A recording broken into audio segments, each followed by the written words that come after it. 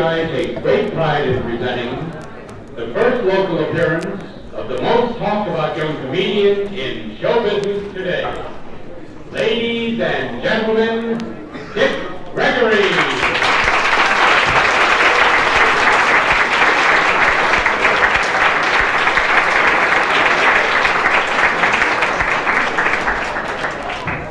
You didn't clap. That's right, you must clap when I come out. I don't mind you not clapping when I go off, because if you don't clap then it means you didn't dig me, you know. But when I come on, if you don't clap, make me think you resent me. This is different. If there's any resentment in the house at all, get up, burn your cross, and leave.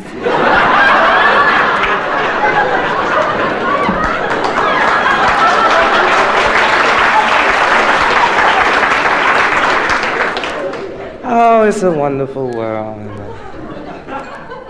Are you old enough to be in here? Really? You ought to be out with your father somewhere stealing a jet.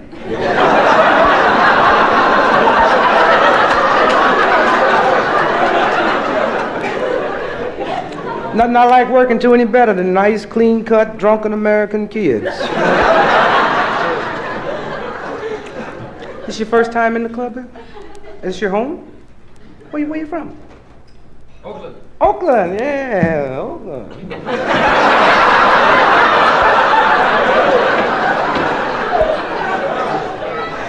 You be from San Francisco as that bridge fall in while you sit there.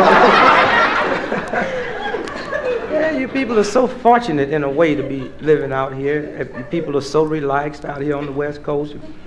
Getting that white line, crossing the street and walk just as slow. Ever dawn on you people out here, it might be someone driving in this town for the first day that never heard of that white line? Back in my hometown, Chicago, we run across the street on a green light. And if that yellow light catch you, that's your fault.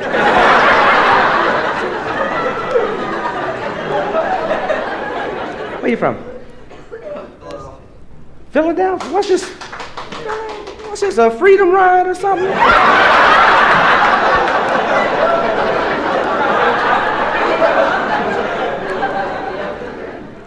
Where you from?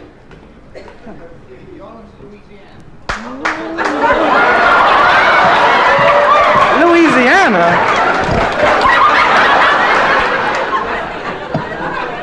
Louisiana's all right. Hell, you people would go to South Africa and be considered liberals.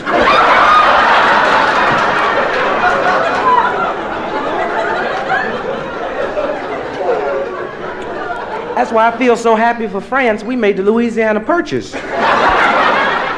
Because had we not made that deal, France been in hell of a shape today, owning Algiers and New Orleans.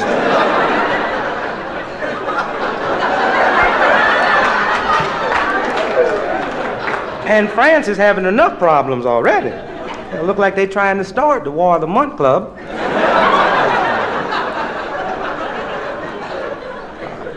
Where you from? New York. Yeah. It's a hip state. Yeah, it's hip state. Real city, real town. You ever been to a nightclub like this before? Several times. Where? Here? Not in New York. No, you find it. There's no place like this in the world, like this crummy joint.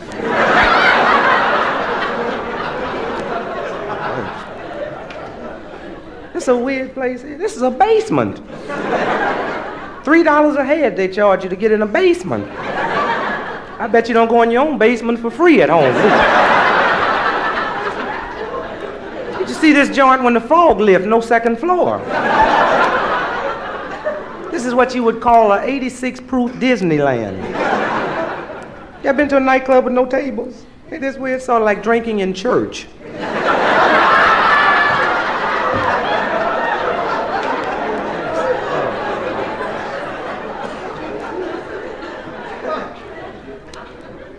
But they have to have joints like this in San Francisco to bring tourists in. See, a lot of people come in here just for these type of places.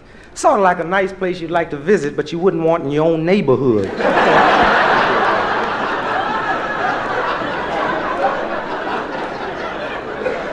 They keep this whole town out here just for people that's, tourist people, When the hell ever heard of cable cars? We fixing to go to the moon.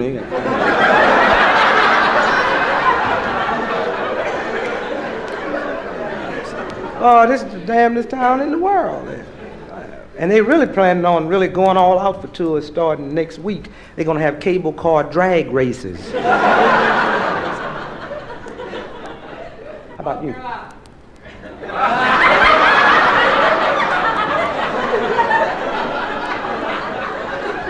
That's your fault.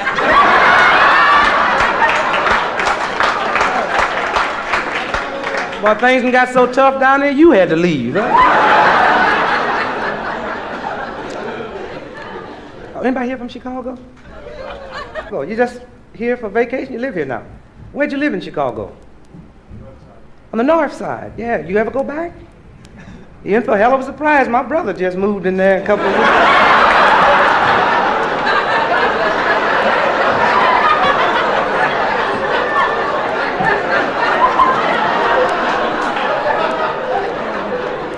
Oh, I'm telling you, there's been so many things happening lately. The world is just, world tensions at its all-time greatest and everything, Cubans snatching airplanes. And you want to have some fun after we leave here, let's go to the airport, get on a jet and speak Spanish.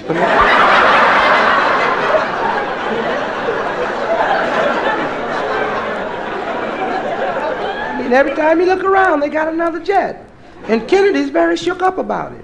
Can't you see Bobby walking into his brother's office one morning and say, "Hi, Jack," and get slapped right in the mouth?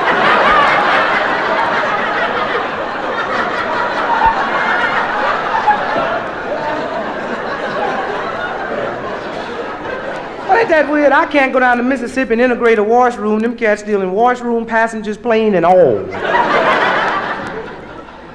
Oh, I'm telling you, so much stuff is happening. World tensions at its all-time greatest.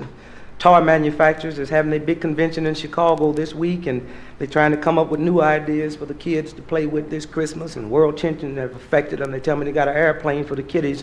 Regardless of which direction they throw it, it ends up going to Cuba. And they got another thing they call the Freedom Ride doll. Wind it up, let it go, it heads towards the washroom.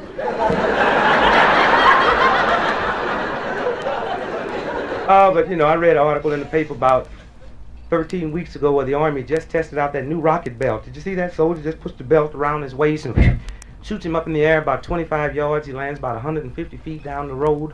I'm going to buy one of them rocket belts. Take it down to Mobile, Alabama and tease lynch mobs. Because it'd probably be just my luck the Ku Klux Klan have anti-aircraft guns. And what about Russia? Oh, that was a hell of a blow to us. Oh, when Titoff kissed his wife, said he's going away for the weekend, he wasn't lying. Oh, it didn't bother me. I read about it and frightened me. They can send everybody to Russia to outer space if they want to. Don't make them no better than me. Make me mad, this and all this stuff. Oh, he went up, out 17 times. He went all the way around, 400 and some odd thousand miles, 24 hours in the air, and I bet he's still waiting at the airport for his luggage.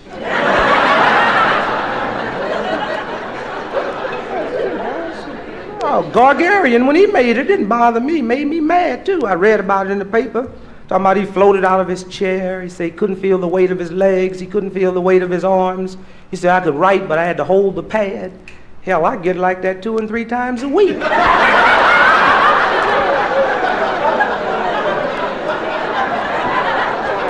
And it's not costing this country no $2 billion. Oh, Kennedy tried to take it real cool, and they told him, Mr. President, Russia got another man up there. And he sat down and wrote the Russian scientists a note of congratulations and an offer. Say he wasn't shook up. He probably went downstairs and kicked Caroline. But we doing all right in outer space. Last Friday, we sent 7 men to the moon. Everything was going all right. Just as they got to outer space, Cat tapped him on the shoulder and said, take it to Cuba.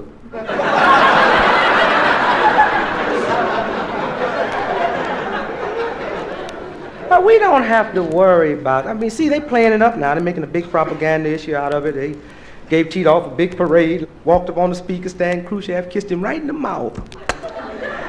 Khrushchev kissed Gargarian on the back of the jaws. And when Khrushchev was in New York last year, he kissed Castro. Kind of make you wonder about him, don't it?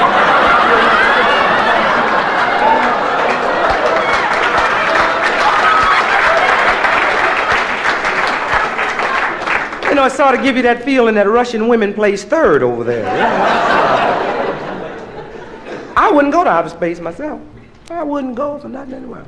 All I need to do is land up on Mars somewhere and a cat walk up to me with 27 heads, 59 jaws, 19 lips, 42 legs, and look at me and say, I don't want you marrying my daughter neither.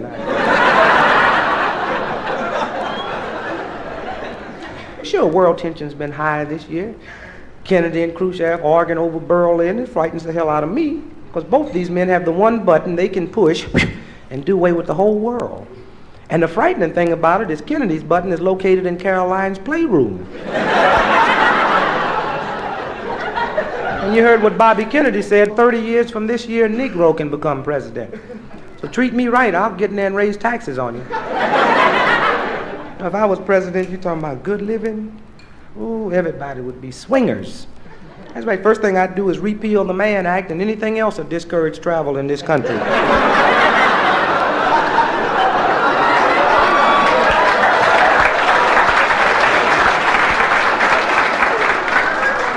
I think I'd grab Satchmo and make him my Secretary of State. Dizzy Gillespie be my Vice President, and I'd give you a job just so they won't say I'm prejudiced, you know. That's what I would do my first day in office. My second day, I'd take Georgia, North Carolina, Mississippi, Louisiana, Alabama, and make it an H-bomb testing area.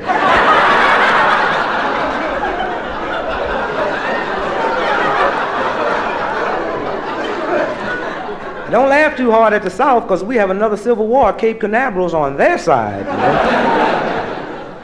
Because we're so unfair with the South. We push all the racial tension on the South. It happens all over. But up north, we more clever with it. Yeah. Take my hometown, Chicago. When the Negroes move into one large area and it look like we might control the votes, they don't say anything to us. They have a slum clearance.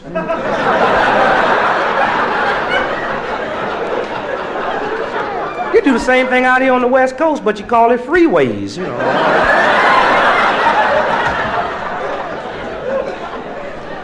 I mean, you know, everybody, like I say, all of us have problems. I have to smoke a lot, and I hate cigarettes, but I have to smoke. It's my fault. Matter of fact, I've been reading so much about cigarettes and cancer, I quit reading. But see, like I say, it's my fault. See, I made the great mistake of writing off 180 cartons on my income tax. And the Internal Revenue boys told me every time they see me, I better be smoking.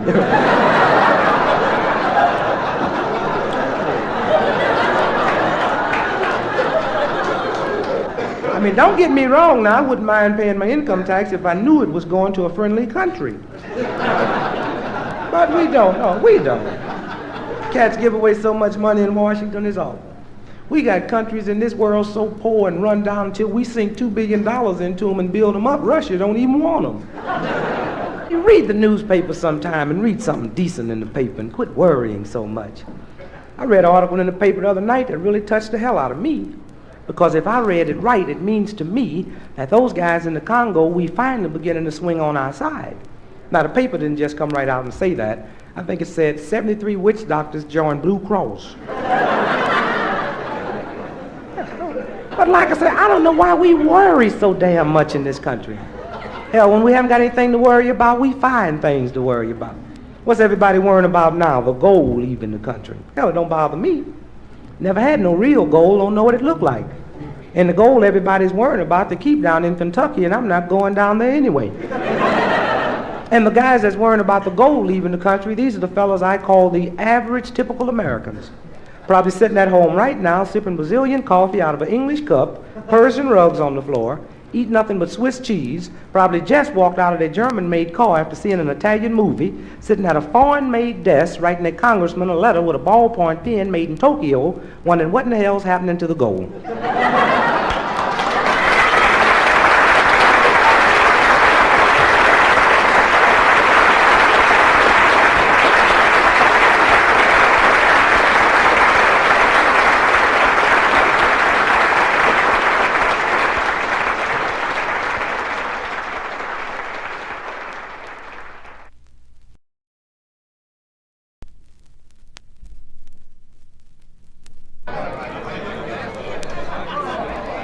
Ladies and gentlemen, the Blue Angel takes great pleasure in bringing you the most talked about personality in show business today, Dick Gregory.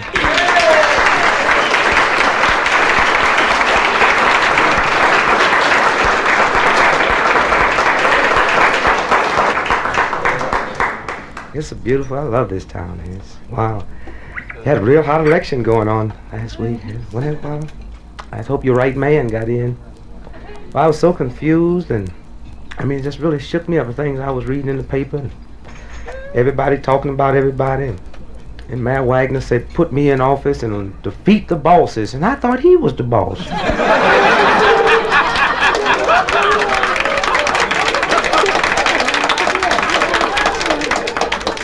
That's sort of like saying, will the real mayor stand up?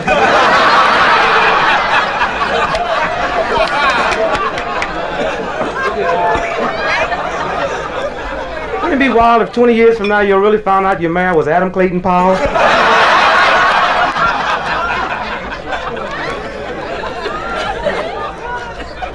Oh, I'm telling you, so much is happening all over the world. Russia testing nuclear weapons. Everybody's mad because of all the fallout affecting the people. China got so many people in there's not enough fallout for them. But that's life. I don't know. It look like we just complain. So much is happening. Khrushchev acting a damn fool. The neutral nations act like they with him. And you know what a neutral nation is? That's them cats haven't got the H-bomb. And they act like they don't believe fallout blows sideways. You know? Oh yeah. Russia started testing nuclear weapons in the air. We asked, as a matter of fact, I called Khrushchev myself and asked him not to do that. You know, really, you know. Because, see, I can work with him better than Kennedy can, because if he do something against my will, I can get the NAACP on him.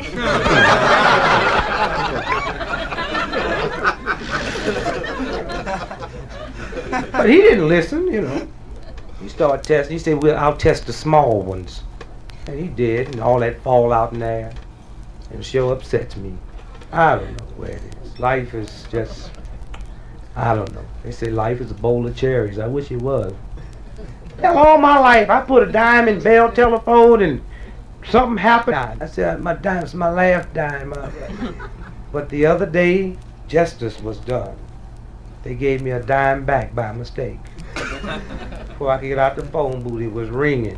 But I'm a gentleman. I picked up the phone. The operator said, you the fella just finished making the phone call? I said, yes. She said, did we return your dime by mistake? I said, yes. She said, would you put it back in the box? I said, no, but give me your name and address. I'll gladly mail it to you.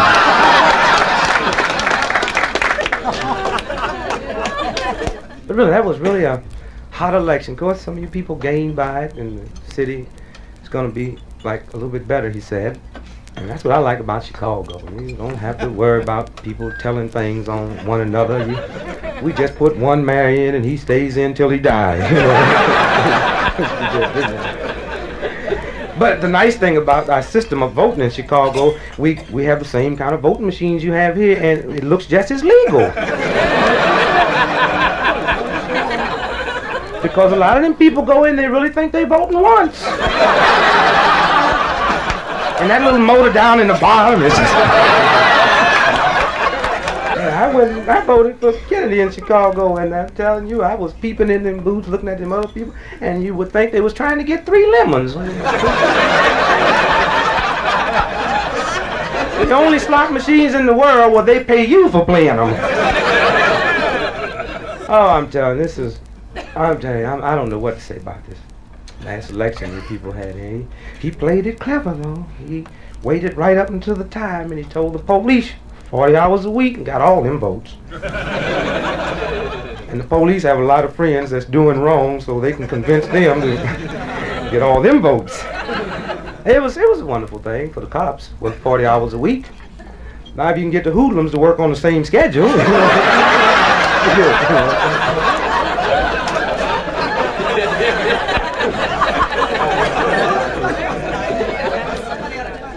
Of course, Matt Wagner said he's going to add more police on the force here. And I don't know what good that's going to do. I know in Chicago we have enough cops. Just a matter of getting them on our side.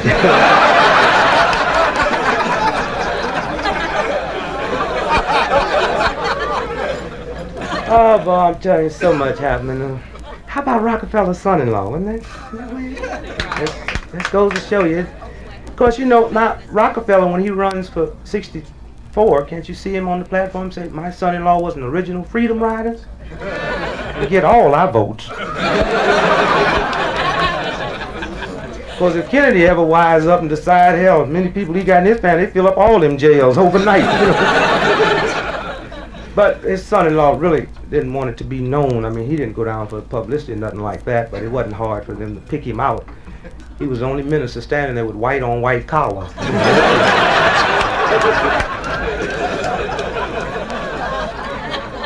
And Governor Rockefeller called the 2 Kennedy boys and said, would you help my son-in-law? And Bobby told him, get him to convert.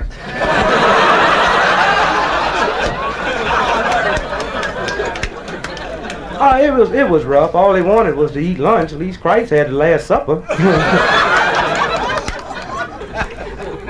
I don't know. There's so much going on all over the world today. How about them East German freedom riders? Aren't they weird? Go to show you, we're not the only ones. Yeah, you've been reading about the East German freedom riders. Guy jump in the truck, put the gas pedal all the way down to the floor, look neither left or right, crash through everything. East German freedom riders. In New York, we call them cab drivers.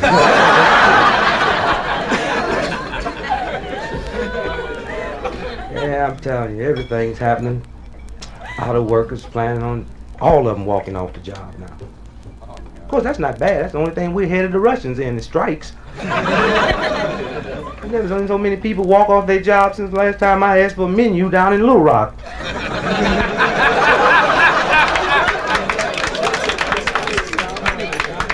But you know, it's funny how history has repeated itself. It's very funny.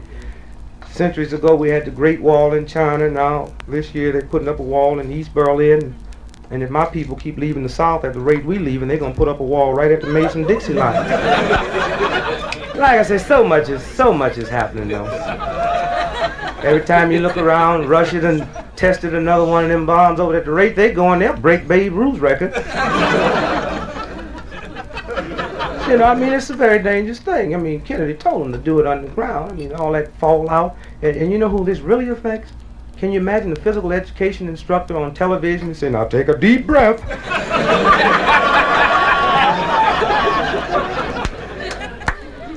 But we just tested one. Did you see the papers today? We tested one underground. I go for that. We're going after the groundhogs. Which tomorrow you probably read, well, we have created a different problem. Fall up.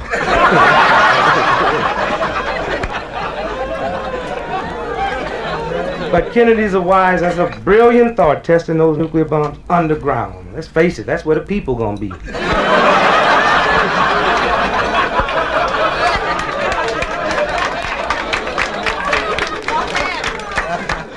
Yeah, he was very, very clever. I don't know. Of course, you people in New York, you really have it made because there's so many underground places you can go. But if you really want to see something that will frighten the hell out of you, you have a beautiful civil defense building. But do you know it's closed on weekends? And Khrushchev knows this. So much has been happening. I feel so sorry for Kennedy. The poor man has really caught hell since he's been in. Everything's happened to him. Matter of fact, he moved into office behind. Do you realize this is the first president we ever elected in the history of this country that moved into a smaller house?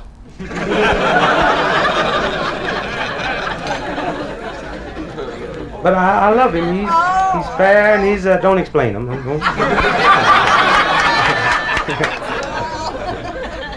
Because I mean it's a tense situation going on and people wondering about what's going to happen tomorrow. We have it made. We don't have to worry about no war, not for the next 4 years anyway.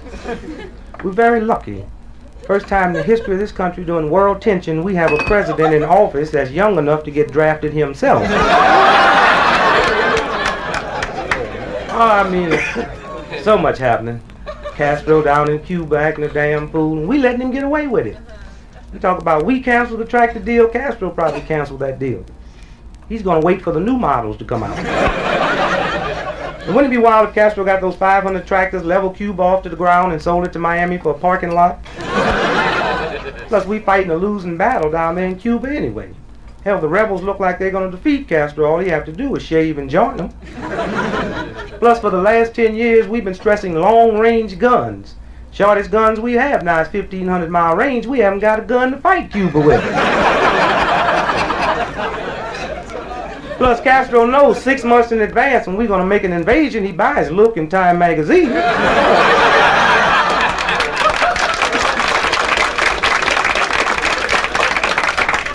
And let's face it, we print all our secrets. That's why if I ever go to war, I'm going to take a television set with me.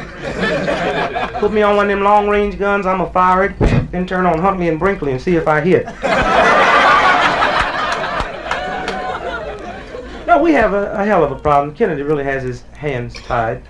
And a couple of things we tried once and failed. And Kennedy said, well, we didn't have anything to do with that Cuban invasion. And people all over the world know Miami, Florida is the only place in the world you can go down there and shake a tree and 6 oranges and 7 Cubans fall to the ground.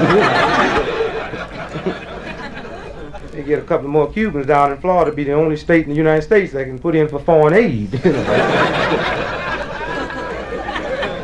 But I mean, let's face it, it's a problem, and we have to do something about it. And like I said, Kennedy has his hands tied because we just can't declare war on Cuba. This makes us look too bad in the eyes of the world. Big country like America fighting a little island like that. But we could do it with Florida. Just a thought, you know. I mean, at least it wouldn't look too bad as a state against a country, you know. And if we lose, we just blew a state. We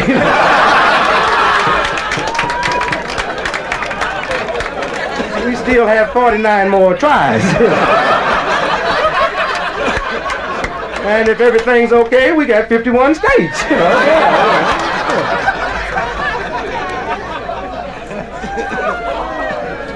I read an article in the paper, I think it was last Saturday's paper, back of the sports page, where the NAACP set up picket lines down in Houston for the football game and asked the Negro players on the Oakland team not to cross the picket line because of the segregated seating.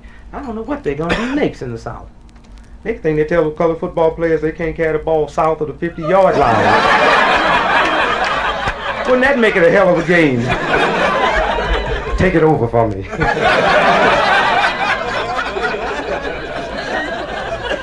That's why I love baseball. A fast sport for my people. That's right. It's the only sport in the world a Negro can shake a stick at a white man and won't start no ride.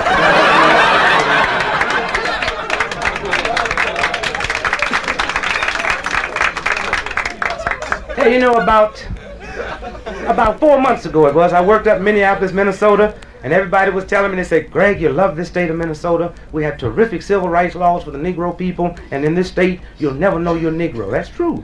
But they pick on the Indian. Which means if that Indian ever pack his bag and leave that state of Minnesota, we better get on that next train out of there. And you know what I can understand? About 10 times a week, I have fellas walk up and ask me the same question. Hey, Greg, how come they're not sending white troops to the Congo? Now, how the hell I know?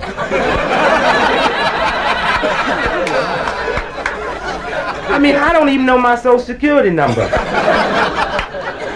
But if you quit worrying and stop and think, you can figure out these questions for yourself. You know damn good and well why they're not sending white troops to the Congo. War brides.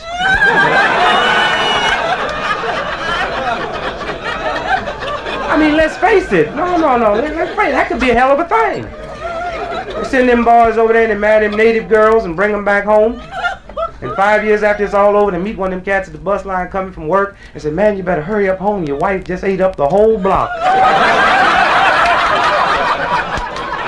But I mean, so much has been happening all over.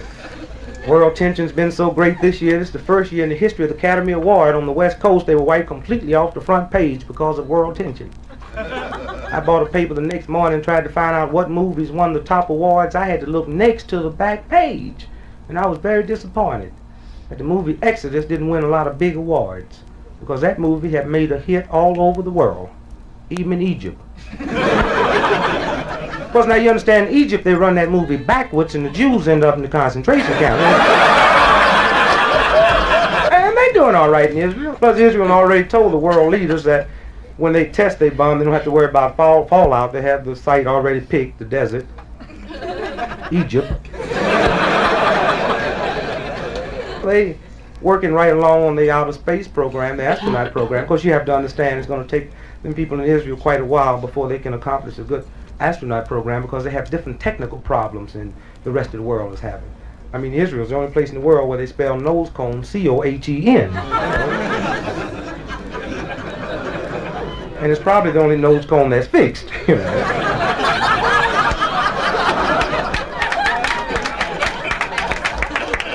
And can you just imagine the preparations they have to make in Israel to send their first man to outer space? Like 2 sets of dishes. 5 pounds of dehydrated derma. And wouldn't it be wild if Israel decided to send up an Orthodox astronaut and every Friday night they had to send up a goy to turn the lights on?